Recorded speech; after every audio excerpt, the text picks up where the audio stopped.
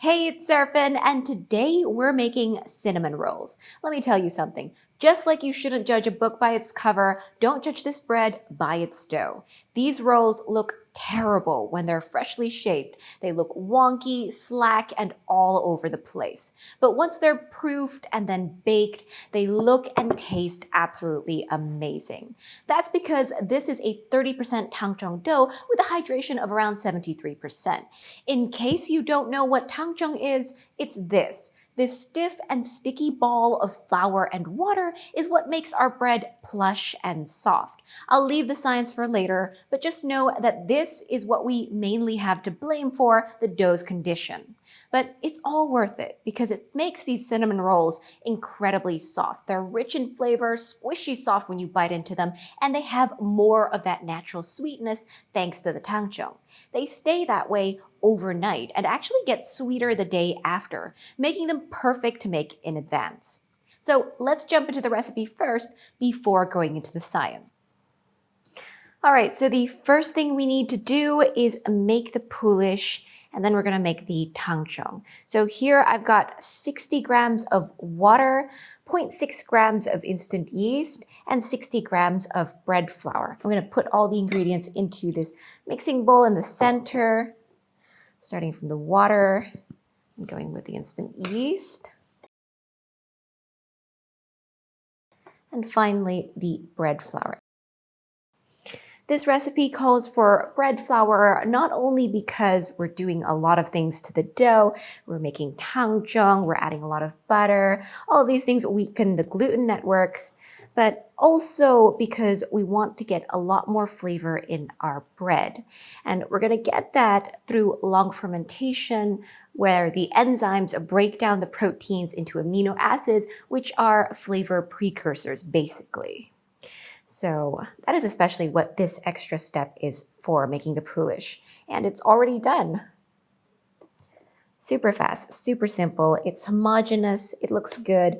Great. I'll clean the sides down, pat it down, and we are good. Okay, so I'm going to cover it, and we want to let it ferment until it comes to its peak. So it's going to come to its peak and go down just slightly. That's when we want to use it, because that means it's fully matured, it has all the flavors that we want, and it's ready to use because the yeast are still strong and all of that.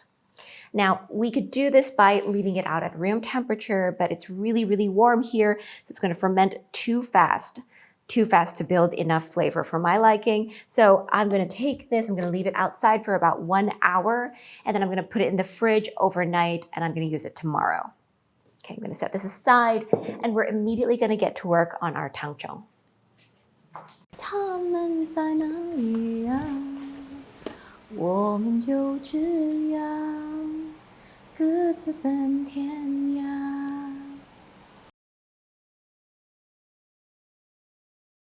All right, so I've got my boiling water. I'm going to measure in 110 grams, a little bit over 115, it's fine. I'm going to add in 90 grams of bread flour. I'm going to move that aside.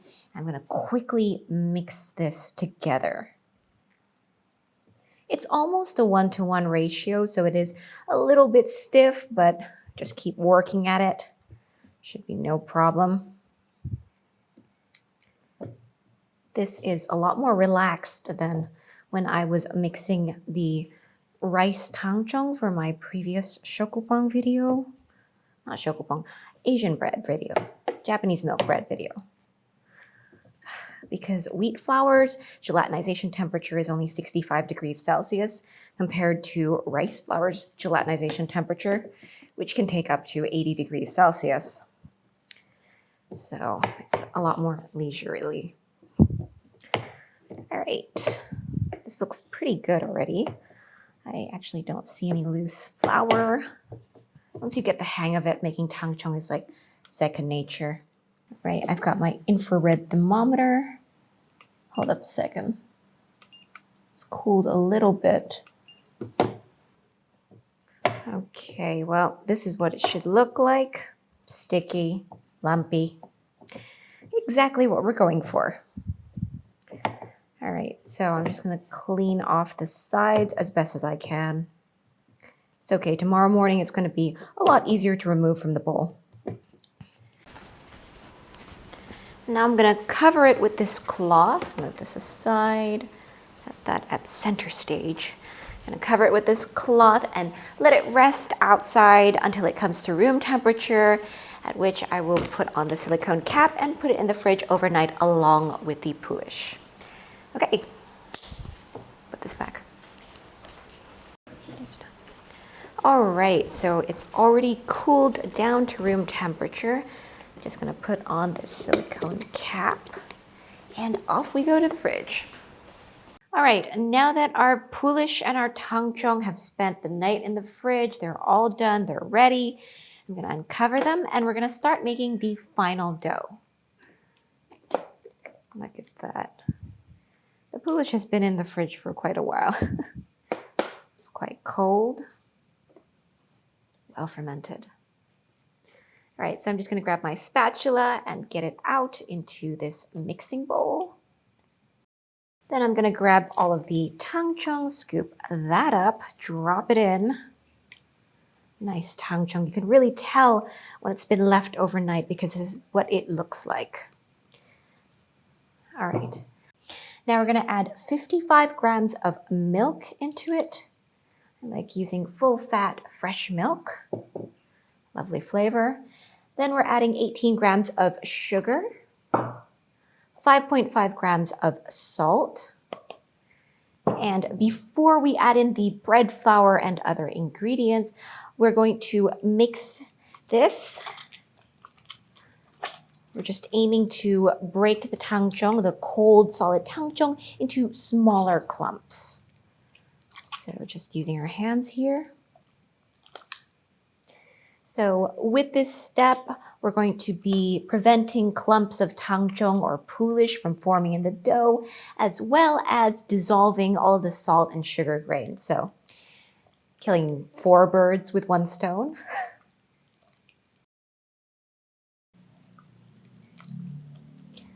Okay, this is pretty much done. There are still a bunch of Tangzhong chunks, it's fine. We just want it roughly combined like this. I also don't feel any more grains of salt or sugar, okay?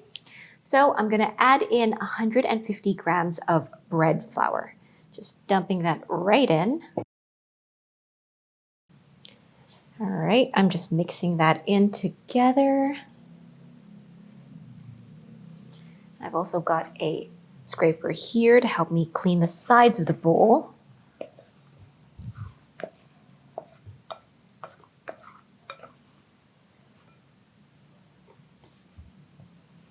Okay.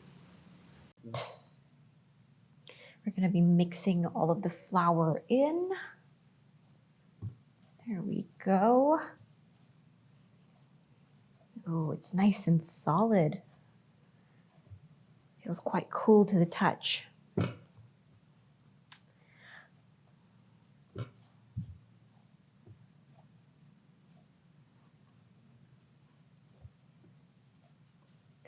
All right, that looks like a pretty nice dough. It hasn't reached full gluten development yet. It's just what we want. So I'm going to move this bowl out of the way, and I'm going to take it out onto the work surface. Now, we also have 20 grams of butter waiting in the wings. We're going to knead this for another about 1 to 2 minutes until it's just a little more cohesive, fully homogeneous, has a little bit of gluten strength, and then we're going to add butter to it.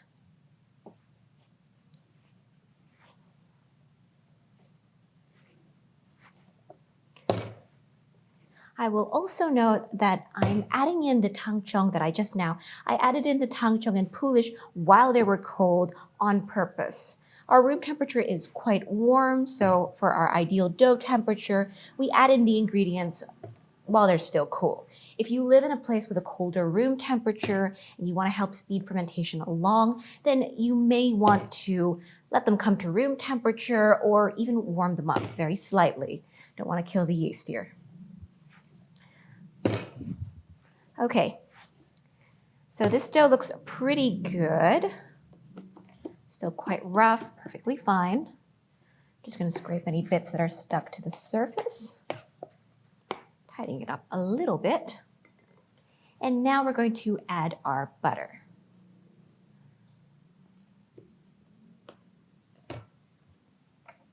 Just going to take the plate, scrape it off. Nice and softened butter. It's not like you can't add cold, hard butter into the dough. It's just a little more difficult. Ooh, starting to get messy here. Don't worry about it. Just keep going.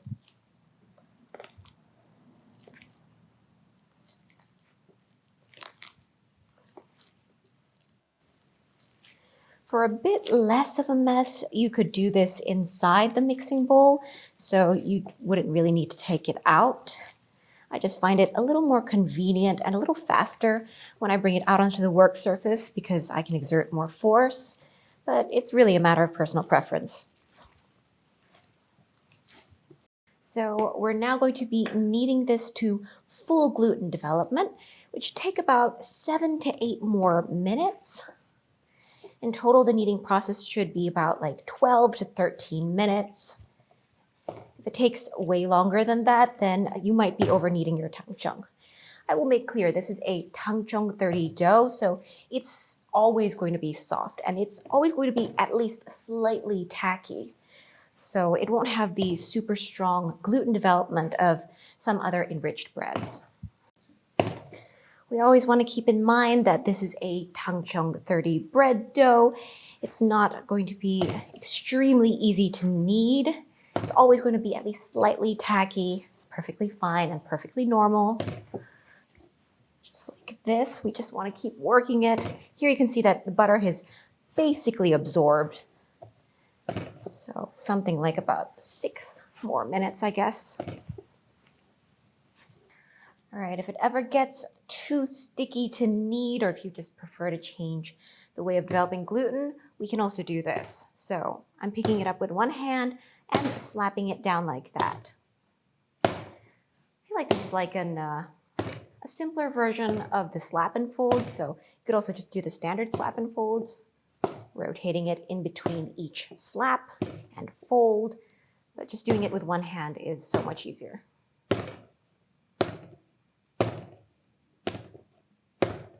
All right, so it's already been about 12 minutes. I'm going to give it a quick window pane test, see if it's fully done. All right, so it already passes the window pane test, but it's still a little rough. Okay. Oh, that's pretty good, actually, not bad. All right, so I think I'm going to continue developing the gluten for about 1 more minute or 2 more at most. I will make clear that this dough, it's a Tangzhong 30 dough, so it's not going to pass the window pane test with flying colors like some of my other bread doughs. Oh my goodness, I'm sweating so much. But it should be able to pass the window pane test well enough so that we can have a nice smooth dough. Ooh, it looks a lot better. Look at how smooth that is. It's getting very smooth. It's very nice. All right, this looks pretty much done. It's a lot smoother than it was earlier, and I can do a quick window pane test. Yep, that's pretty much done. All right, I'm not sure if you can see that. I don't think you can, but it's already passed the window pane test here. Let me show you. Just pinch a piece off, and I will bring it to the light. Where's the light? Here you go. Once we've got that type of window pane test result, we're going to stop working on the dough. Like I've mentioned in a lot of my other videos, Tangzhong doughs are particularly susceptible to over-mixing. They have less tolerance to it, so when they're done, they're done. All right, so I'm just going to clean off my hands. And then we're going to leave the dough to bulk ferment, all right? So I'm actually going to be using the same bowl that we mixed it in, just scraping that off to clean it up, and adding a little bit of oil to prevent sticking, just a little bit of vegetable oil. I'm just going to line the bowl as well as my palms, maybe just a little more. There we go. Then we're going to take the dough and we're going to round it into a nice boule. So scraping that up into our hands, just rounding that out.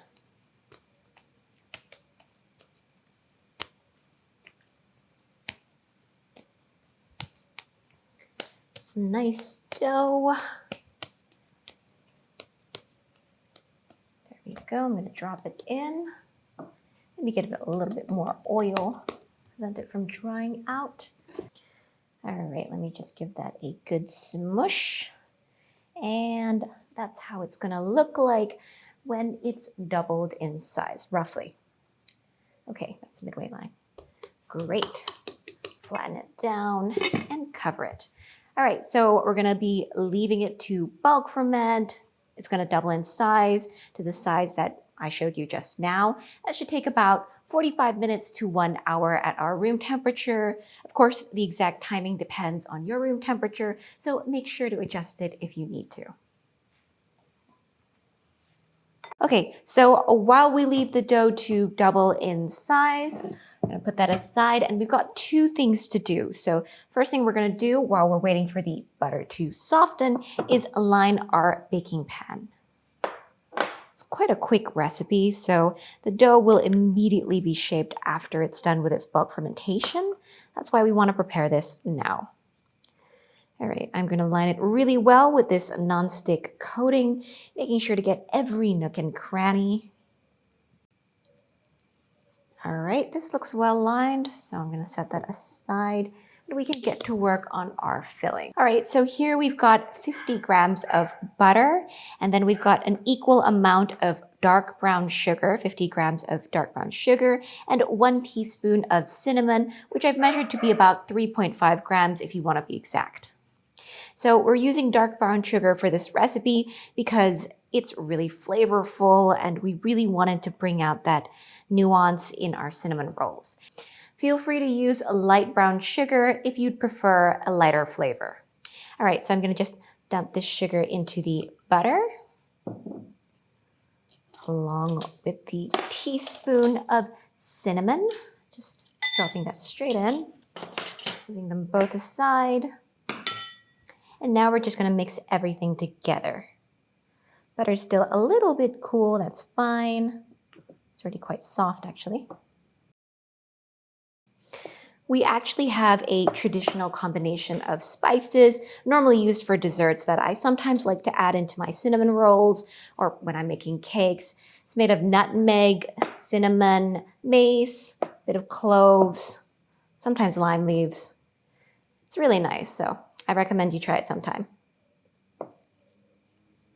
Okay, this looks pretty well combined. It looks so delicious.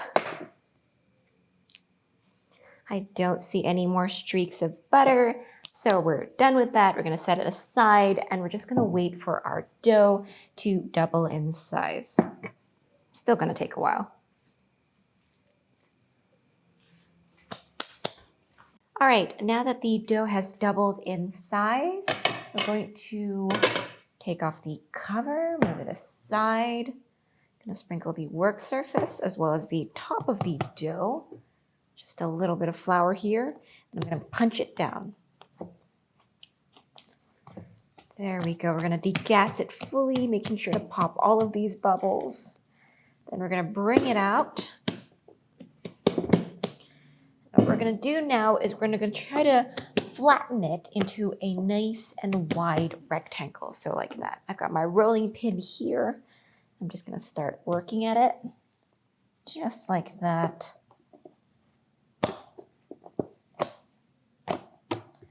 Okay.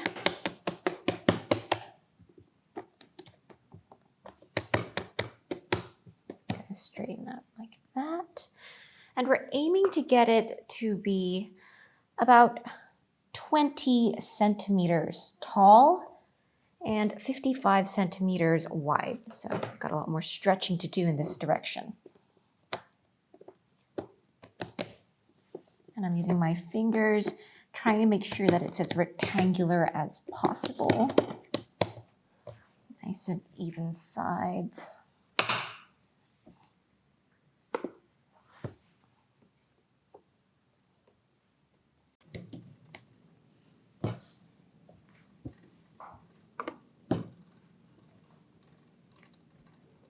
Okay.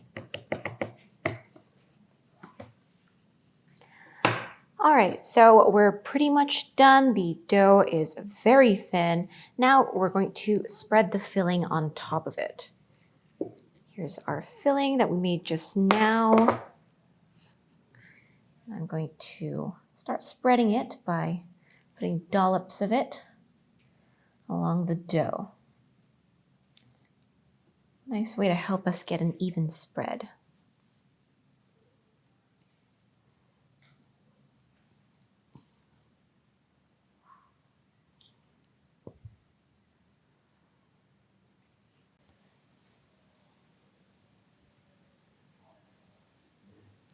So what we're going to do is make sure we get a spread that goes all the way to the sides, all of these edges, except for this one part here. So we're going to leave this one portion on the right here empty and free of filling because that's where we're going to seal the roll. So we're going to be rolling it from left to right. Okay. Trying to make sure that the cinnamon filling goes right up to the edge, so that we get a nice and even layer of cinnamon butter everywhere. All right, so this looks pretty good. The dough is basically fully covered in this cinnamon butter. So now we're going to roll it up. And this is going to be where it starts to look like kind of a mess. It's okay.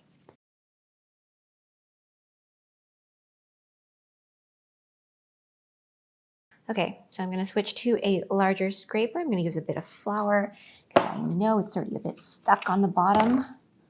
It's very hot. It's been like less than 5 minutes since I started just now, but it's already a little bit stuck to the bottom. It's perfectly fine. Just use the scraper to loosen it as needed and slowly roll it up.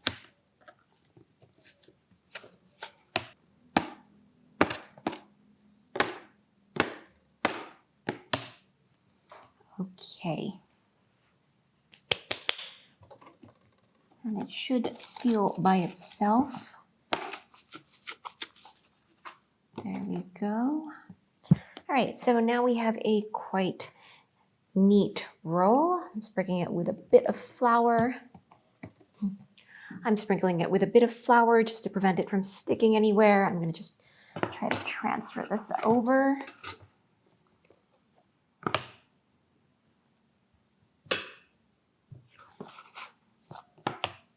Okay. It is so hot. All right, and if there are any thicker portions, we're going to spread them out a little bit, just like that. All right, okay. Now I'm going to measure the length of the whole thing. Should come up about 30 centimeters. Yep, that's about right. All right, so just before cutting, I'm going to leave some marks on the side here. We want to divide it into 6 pieces. So I'm dividing into 2 first, and then each of those pieces into 3. All right. So it's kind of nice. 15 centimeters is the halfway point.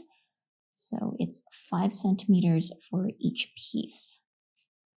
Quite practical. Okay, there's 25. Okay. All right, gonna move this ruler aside.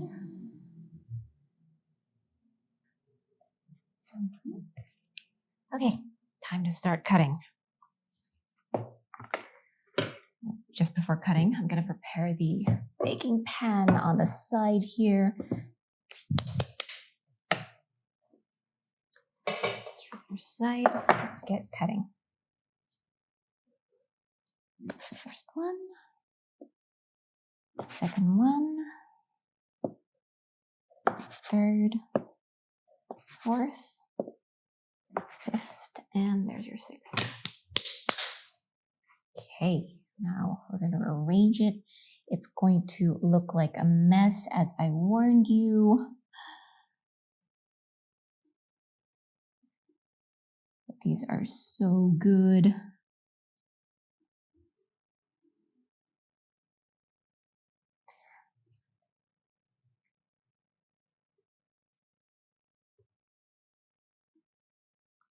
There was a moment when I was making these cinnamon rolls and I was thinking about whether or not they were really worth videoing when they look like this. But then they finished baking and they looked so good. Well, you've already seen it in the opening of the video. It's kind of like that story about the ugly ducklings. When they grow up, they'll turn into a beautiful swan. All right, so I'm going to cover these cinnamon rolls and we're going to leave them to proof for about 45 minutes to an hour. We want them to almost double in size. Okay, so the dough is done proofing and we've already preheated the oven to 180 degrees Celsius. I'm going to take this cover off and now we're going to bake it. No other steps, just going straight to the oven. Okay, so we're going to bake the dough at 180 degrees Celsius for 25 minutes on top and bottom heat. Then we're going to switch it to bottom heat for the remaining 10 minutes or until it turns fully golden brown all over. Of course, different ovens have different settings, so make sure to adjust to your oven. And it's done! These are so good. I'm going to let them cool a little bit. And then we can put our toppings on them.